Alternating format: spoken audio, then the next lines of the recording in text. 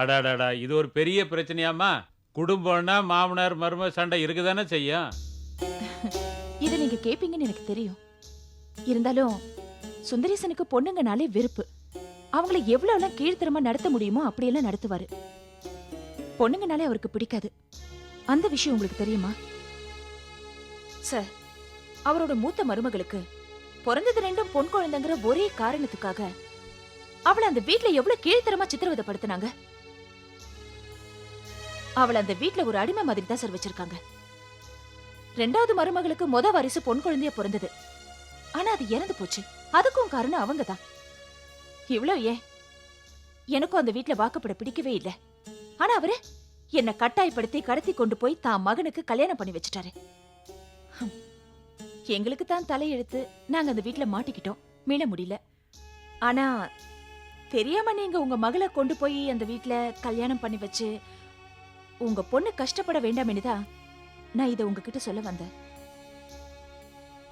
லலிதா, நீ சொல்றது எல்லாமே ஷாக்கா இருக்கு. புது நியூஸா இருக்கு. சுந்தரேசன் இவ்வளோ கேவலமானவனா? என்னால நம்பவே முடியலையே. சார், நீங்க ஒரு கௌரவமான குடும்பத்தை சேர்ந்தவர். அரசியல்ல உங்களுக்கு நல்ல பேரும் மதிப்பும் இருக்கு. ஒரு காலத்துல சுந்தரேசன் உங்க நெருங்கிய நண்பருங்கிறதுக்காக, அந்த நன்றி கடனை காமிக்கிறதுக்காக பெத்த பொண்ணை கொண்டு போய் அந்த வீட்ல குடுக்கணுமாங்கிறது தான் நீங்க கொஞ்சம் யோசிச்சு பார்க்கணும்.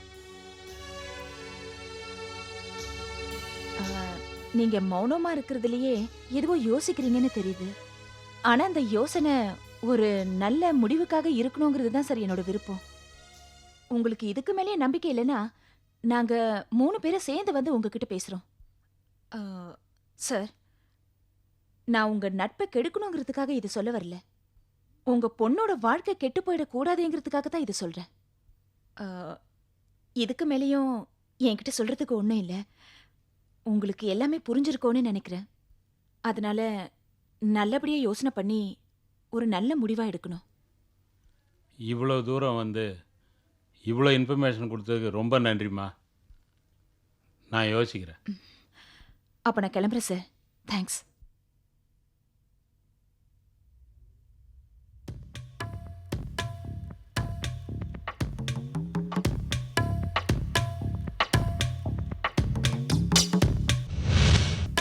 இந்த சம்மந்தம் நம்மளுக்கு வேண்டான்னு சொன்னேன். நீங்க கேட்டீங்களா? அந்த பையன் மோசமானவன் சொன்னேன். அதுவும் நீங்க கேட்கல. இப்ப பாருங்க, அந்த வீட்டு மருமக வந்து அந்த குடும்பத்தை பத்தி அக்கு வேறு ஆணி வேற புட்டு புட்டு வச்சுட்டு போறா.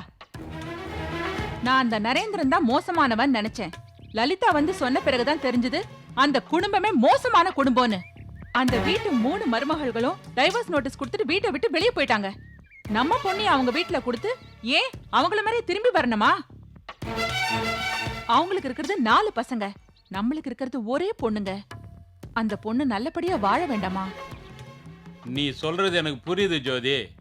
ஆனா என் பால்ய சிநேகிதன் அவனா பொண்ணு கேட்டான், நானும் தரேன்னு சொல்லிட்டேன். இப்போ எப்படி திடீர்னு மறுக்குதுன்னு தான் யோசிக்கிறேன். என்னங்க நீங்க எப்பேற்பட்ட ஆளு? நீங்க போய் பயப்படுறீங்க? என் பொண்ணு தர முடியாதுன்னு சொல்லுங்க. ஏன் தர முடியாதுன்னு அவர் கேட்டார்னா நடந்த கூத்தெல்லாம் அவர் காதுல போட்டு உடைங்க. அவர் வண்டவாளெல்லாம் தண்டவாளத்துல ஏறிடும். இந்த மாதிரி 4 வார்த்தை நறுக்குன்னு கேட்டாதான் அவர் பையனுக்கு எந்த வீட்லயும் போய் பொண்ணு கேட்க மாட்டாரு.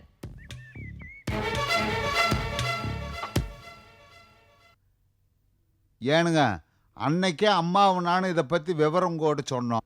நீங்கள் நம்ப மாட்டேன்னீங்க. இப்போ அந்த பொண்ணு வந்து சொல்லுது. அந்த பொண்ணு ஆறு உங்கள் சம்மந்தியோட மருமக வந்து சொல்லுது. இதுக்கு மேலே என்னங்க யோசனை? கல்யாண பத்திரிக்கை அடிச்சாச்சு, ஆ ஊருக்கெல்லாம் கொடுத்தாச்சு. ஆ இப்போ போய் எப்படா நிறுத்துறது? கல்யாண பத்திரிக்கை அடித்தாச்சு, ஊருக்கெல்லாம் கொடுத்தாச்சே. அதனால் தப்பு கிடையாதுங்க. கல்யாணம் நடந்தால் தான் மரியாதையாக போயிடும். சரி, அவனுக்கு ஃபோனை போடு. ஆ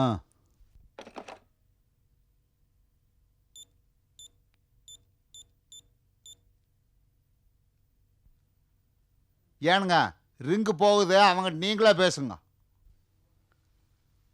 ஹலோ, சுந்தரேசனா?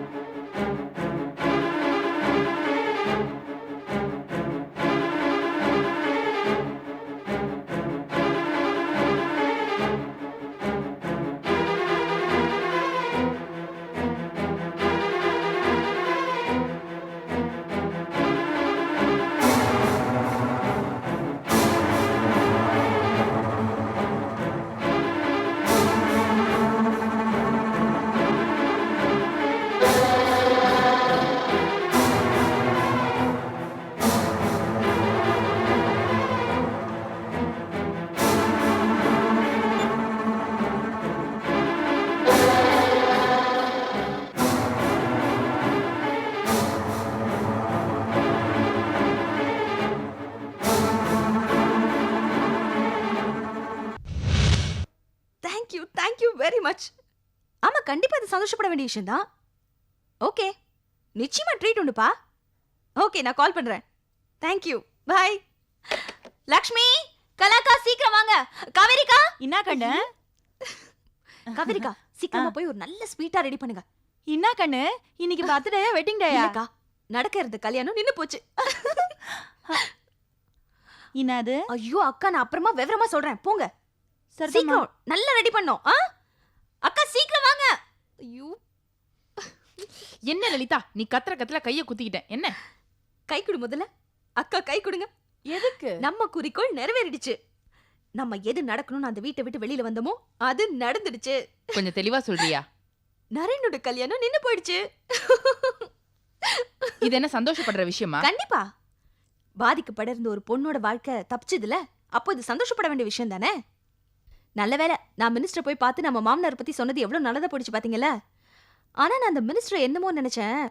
பரவாயில்ல, புரிஞ்சு நடந்துக்கிட்டாரு. இல்ல லலிதா, ரொம்ப சந்தோஷப்படாத. இந்த கல்யாணம் நின்னுட்டா மாமனார் எதுவுமே செய்ய மாட்டார் நினைச்சியா? அவரு சகுனி மாதிரி.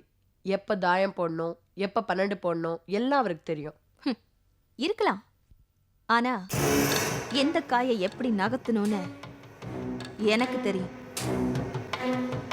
அடுத்து நான் நகர்த்த போற காயினால என்ன ஆகுங்கிறத அவர் எதிர்பார்க்கவே மாட்டார்.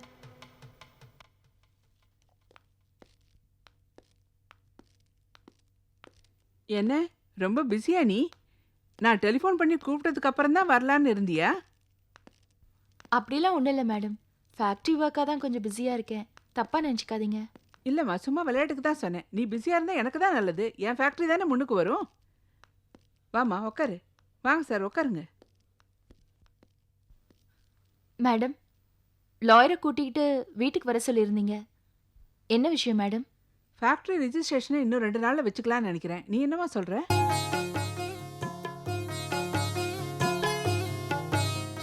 நாளைக்கு மறுநாள் பௌர்ணமி, நிறைஞ்ச நாள். நாம ஃபேக்டரி ரிஜிஸ்ட்ரேஷனை அன்னைக்கே வச்சுக்கலாமே. ரிஜிஸ்ட்ரேஷன் விஷயத்தை இனிமே தள்ளி போடக்கூடாது சந்திரா. பணத்தை பத்தி நீ கவலைப்படாத, எல்லாம் நான் பாத்துக்கிறேன். ரிஜிஸ்ட்ரேஷன் விஷயத்துல உன்னை விட நான் தாம்மா ரொம்ப டென்ஷனா இருக்கேன்.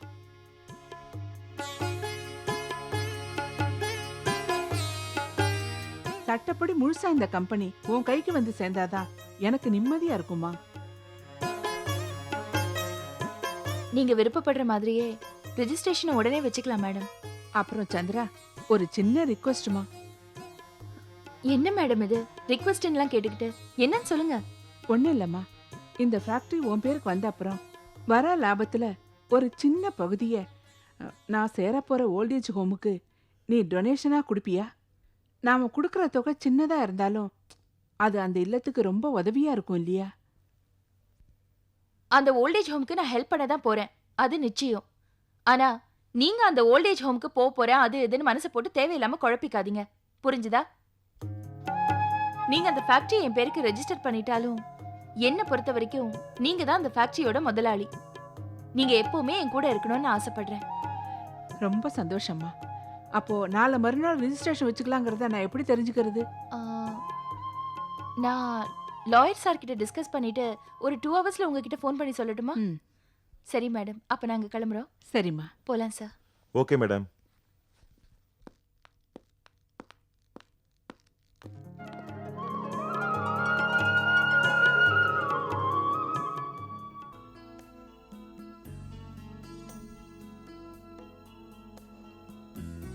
லலிதா, ஏதோ ஒரு குருட்டு தைரியத்துல அந்த வீட்டை விட்டு வெளில வந்துட்டோம். இருந்தாலும் எனக்கு பயமா இருக்கு. நைட் எல்லாம் தூக்கமே வர மாட்டேங்குது. எதுக்கு நீ பயப்படுற? லலிதா எது பண்ணாலும் நம்ம நல்லதுக்காக தான் இருக்கோம். நீ வேற பயந்து என்னையும் பயமுடுத்தாத. கொஞ்சம் இப்படி திரும்புங்க. உங்களுக்கு பயம் இல்ல? இல்ல, நிஜமாவே இல்ல? சிரிக்காதீங்க, பதில் சொல்லுங்க. பயம் இருக்கு லக்ஷ்மி. கடைசி வரைக்கும் அவங்களை எதிர்த்து நம்மளால போராட முடியுமாங்கிறத நினைக்கும் போது மலைப்பாதான் இருக்கு. ஆனா சாரி, ரொம்ப சாரி. நீங்க 2 பேரும் இனிமே இதை பத்தி யோசிச்சோ பயந்தோ எந்த பிரயோஜனமும் கிடையாது. ஏன்னா நம்ம கொஞ்சம் தடுமாறுறோம்னு அந்த பக்கம் இருக்கிறவங்களுக்கு தெரிஞ்சா கூட நம்மள குழப்ப ஆரம்பிச்சிருவாங்க. சோ நம்ம முன் வச்ச கால பின்னாடி வைக்காம இருக்கிறது தான் பெட்டர்.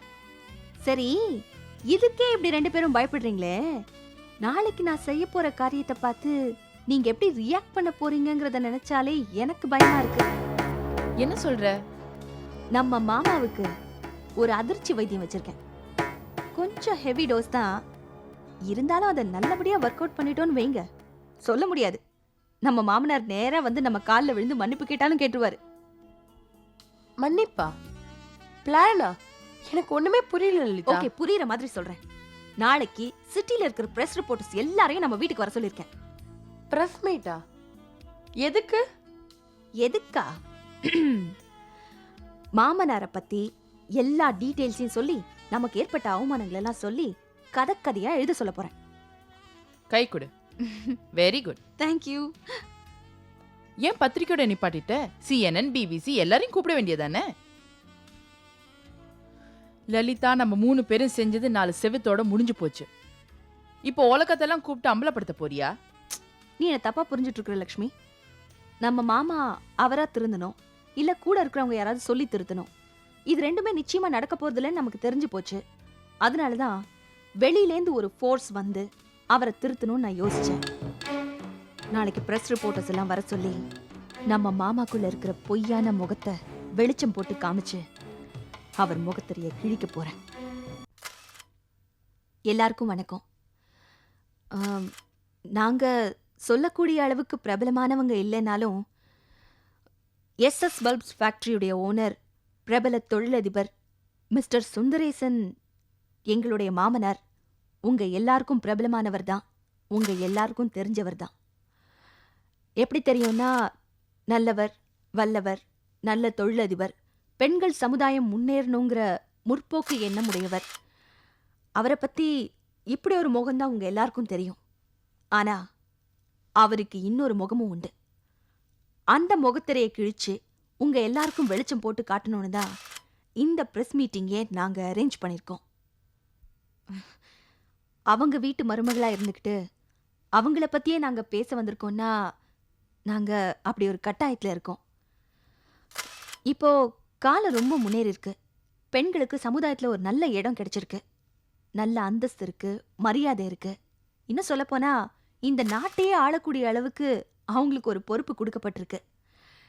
இது எல்லாமே நமக்கு சந்தோஷம் தரக்கூடிய விஷயமா இருந்தாலும் மிஸ்டர் சுந்தரேசனை பொறுத்த வரைக்கும் அவருக்கு இது சந்தோஷமான விஷயம் கிடையாது. ஏன்னா ஒட்டு மொத்தமா பெண்களை அவர் ஆதரிக்கிறவர் இல்ல, பெண் வர்க்கத்தையே அவர் வெறுக்கிறவர். அப்புறம் எப்படி? அது எங்க ஊட்டாண்ட ஒரு பெரிய மனுஷன் மேடை போட்டுக்குன்னு பெண்கள் நாட்டின் கண்கள், பெண்களுடைய முன்னேற்றத்திற்காக பாடுபடணும், பெண்களுக்கு கருத்து சுதந்திரம் கொடுக்கணும், பெண்களுக்கு இலவசமா சேலையெல்லாம் கொடுக்கணும் அப்படின்னு சொல்லின்னு போனாருங்க. மறுநாள் பார்த்தா பேப்பர்ல அவரை பத்தி ஒரே அசிங்கமா, ஐயா ஒரே கபட்சி பூச்சுங்க. ஏமா கொஞ்சம் உங்களை பேச விடுறீங்களா? சரிதாங்க, நீங்க பேசுங்க. மிஸ்டர் சுந்தரேசனுக்கு 4மே ஆம்பளை பிள்ளைங்களா பிறந்துருச்சுங்கிற திமிரு, ஆணவம். அதனாலதான் மருமகளான எங்க 3 பேரையுமே அடிமையா நடத்தினாரு, கேவலப்படுத்தினாரு. பெண்கள்னாலே அடிமைகள் அப்படிங்கிற எண்ணம் அவருக்கு மட்டும் இல்ல, அவர் பிள்ளைங்களுக்கும் அதே எண்ணம் தான். அதனாலதான் அந்த வீட்டுல பெண் குழந்தையே பிறக்க கூடாதுங்கிறதுல அவங்க எல்லாருமே ரொம்ப உறுதியா இருந்தாங்க. மருமகள்ல யாராவது ஒருத்தர் கர்ப்பமானா கூட இமீடியட்டா அவங்கள ஹாஸ்பிட்டலுக்கு கூட்டிட்டு போய் ஸ்கேன் பண்ணி, சப்போஸ் அது பொன் குழந்தையா இருந்ததுன்னா அதை கருவிலேயே அழிக்கிறதுக்கு கூட அவங்க தயாரா இருந்தாங்க. ஏன் கண்ணு, இந்த சிசுகோலன்னு சொல்லி நிக்கிறாங்களே, அது இதானா? புள்ள தச்சி ஆயிடுச்சுன்னா பொம்பளை பிள்ளைங்களுக்கு வாய்க்கு ருசியா ஏதானா சமைச்சு போடுவாங்க. இந்த ஆள் என்னடானா இட்டுக்குன்னு போய் அது பொம்பளை பிள்ளையா இருந்துச்சுன்னா கருவிலேயே களைச்சணுங்கிறார. நல்ல வேலை, எங்க காலத்துலலாம் அது என்னன்னே தெரியாது. ஆனோ பொண்ணோ நாங்க பெத்துக்குன்னு தான் இருந்தோம். சரிங்க, நீங்க பேசுங்க. இவங்க மிஸ்ஸஸ் கலாவதி, மிஸ்டர் சுந்தரேசனுடைய மூத்த மருமகள். இவங்களுக்கு பிறந்த 2 குழந்தையுமே பெண் குழந்தைங்கிற ஒரே காரணத்தினால இவங்க அந்த வீட்டில் படாத அவஸ்தைகள் இல்லை, அவமானங்கள் இல்லை. பொதுவா கல்யாணமாகி புகுந்த வீட்டுக்கு போன அன்னையிலேருந்து கஷ்டமோ நஷ்டமோ சாகிற வரைக்கும் அங்கேயே இருக்கணும்னு நினைக்கிறதா நம்ம தமிழ்நாட்டு பொண்ணுங்களோட கலாச்சாரம். அப்படிப்பட்ட இவங்க புருஷனை விட்டு இப்படி தனியா வந்து கஷ்டப்பட்டுட்டு இருக்காங்கன்னா அவங்க எந்த அளவுக்கு அந்த வீட்ல பாதிக்கப்பட்டிருப்பாங்கங்கிறத நீங்களே யோசிச்சு பாருங்க. இவங்களாவது பரவாயில்ல. இவங்க மிஸ்ஸஸ் லக்ஷ்மி, மிஸ்டர் சுந்தரேசனோட 2வது மருமக. இவங்களுக்கு இப்பதான் ரீசெண்டா குழந்தை பிறந்தது. ஆனா அது இறந்து போச்சு. ஏன்னா அது பொன் குழந்தைங்கிறனால. ஹாஸ்பிட்டல்லே வச்சு இறக்கமே இல்லாம அந்த பச்சை மண்ணை கொல்ல சொல்லிட்டாங்க. பாவம் இவங்க ஏகப்பட்ட கற்பனைகளோட கனவுகளோட 10 மாசம் கஷ்டப்பட்டு சுமந்து பெத்து அடுத்த நிமிஷமே அந்த குழந்தை இல்லைன்னு தெரிஞ்சா இந்த தாயோட தவிப்பு எப்படி இருக்கும்? இதெல்லாம் நீங்க தெரிஞ்சுக்கணும்னு நான் நினைக்கிறேன். ரொம்ப நல்லவர் மாதிரி குழந்தைய ஹாஸ்பிட்டல்ல போய் பார்த்துட்டு வர சொல்லி அவர் பையனை அனுப்பி வச்சார். அட்மிட் ஆயிருக்கிறது உன் குழந்தையும் உன் பொண்டாட்டியும். நீ போய் பார்க்கல, ஆனா லலிதா போய் பார்த்துருக்கிறான். ஆம்பளை தாண்டா எல்லா விஷயத்திலும் முன்னால போய் நிக்கணும், பொம்பளை பின்னால நிக்கணும். இந்த வீட்டுல தலைகள் அவ முன்னாடி போய் நின்று இருக்கிறா. நீங்க மூக்க சிந்திட்டு என் பின்னாடி நின்றுட்டு இருக்கிறீங்க. முதல்ல ஆஸ்பத்திரிக்கு போய் உன் பொண்டாட்டியும் பிள்ளையும் பாரு. அதுக்கப்புறமா லலிதாவை கண்டிக்கிறத பத்தி நான் யோசிக்கிறேன். என்னப்பா சொல்றீங்க? நான் போய் பார்க்கணுமா? நீங்க எப்போ எப்படி பேசுவீங்கன்னு எனக்கு புரியவே இல்லைப்பா. நான் ஒவ்வொரு நேரத்துல ஒவ்வொரு மாதிரி பேசினாலும் அதுக்கு அர்த்தம் இருக்கும், உள்ளூர அர்த்தம் இருக்கும். இன்னொரு பக்கம் அதே குழந்தையை கொல்ல சொல்லி அடியாலையும் அனுப்பி வச்சாரு. அந்த மூதேவிக்கு கருவில் இருக்கிறதே பொம்பளை குழந்தைன்னு தெரிஞ்சிருந்தா நான் அழிச்சிருப்பேன். நான் நினைச்ச மாதிரியே பொம்பளை குழந்தை தான் பிறந்திருக்குதான். இதுல மூச்சு வேற திணறதான். அதை காப்பாத்துறதுக்கு டாக்டருங்களாம் முயற்சி பண்ணிட்டு இருக்கிறாங்களா? அதுக்கெல்லாம் முந்திக்கிட்டு நீங்க போய் மொத்தம் மூச்சை நிறுத்திருங்க. போயிட்டு வாங்க. லலிதா லலிதா லாவணியா பாடுற. இந்த விவரம்லாம் அந்த ஹாஸ்பிட்டல்ல இருக்கிறவங்க தான் எங்களுக்கு கொடுத்தாங்க. அதுக்கப்புறமா தான் அந்த வீட்டு மருமகளான நாங்க 3 பேரும் ஒன்னா சேர்ந்தோம். எங்க மாமனாரோட முகத்திரையை கிழிக்கிறதுன்னு முடிவு பண்ணோம். ஆடா பாவி, அவ்வளோ மோசமானவனா அந்த ஆளு? தோடா, நான் கண்டி அந்த வீட்டுக்கு மருமகளா போயிருந்தேன், அவனை அந்த ஆளை உண்டு இல்லைன்னு பண்ணியிருப்பேன். நாம இன்னாத்துக்குடா ஆம்பளையா பிறந்தோன்னு பேஜாரா இருந்திருப்பான். ஏம்மா கொஞ்சம் அவங்கள பேச விடுங்களேன். சரிதாங்க. அம்மாடி பேசுங்க. ஆண் அதிக ஆணவத்துல இருக்கிற ஆண்கள்லாம் பெண்களுக்கு முழு உரிமையும் சுதந்திரமும் கொடுக்கணும். எங்களுக்கு நடந்த அவமரியாதைகளும் அவமானங்களும் வேற யாருக்கும் நடக்கக்கூடாது. இதை நீங்க தயவு செஞ்சு உங்க பத்திரிகையில எழுதணும். சுந்தரேசன் மாதிரி 2 முகம் வச்சுட்டு அலையிற பெரிய மனுஷங்களுக்குலாம் இது ஒரு பாடமா இருக்கணும். இதை படிச்சுட்டு அட்லீஸ்ட் ஒரு சில பேராது திருந்துவாங்கங்கிற அசைக்க முடியாத நம்பிக்கை எனக்கு இருக்கு. ஐயா அம்மா, இன்னாத்துக்கு அடுத்தவங்களை எல்லாம் இழுத்துக்கு நிக்கிறீங்க. இப்போ இந்த மீட்டிங் இன்னாத்துக்கு போட்டுக்கினீங்க. உங்க மாமனாரு சுந்தரேசன் திருந்தணும், அதுக்காக தானே? ஐயா, இந்த அம்மா சொன்னதையெல்லாம் ஒரு வரி விடாம எழுதிருங்க. அதை படிச்சுட்டு அந்த ஆளு முகத்தர கிழியணும், அவர் திருந்தணும். அப்பதான் எங்களுக்கு வெற்றி. சாதாரணமான எங்களோட அழைப்பை மதிச்சு எங்க கோரிக்கையை ஏத்து இங்க வந்து நாங்க சொல்றத கேட்டதுக்கு ரொம்ப நன்றி. நீங்க எல்லாரும் எங்களுக்கு ரொம்ப உதவுவீங்கன்னு நம்புறோம். நன்றி. ஒரு சிறு பொறி தீபமாய் மாறி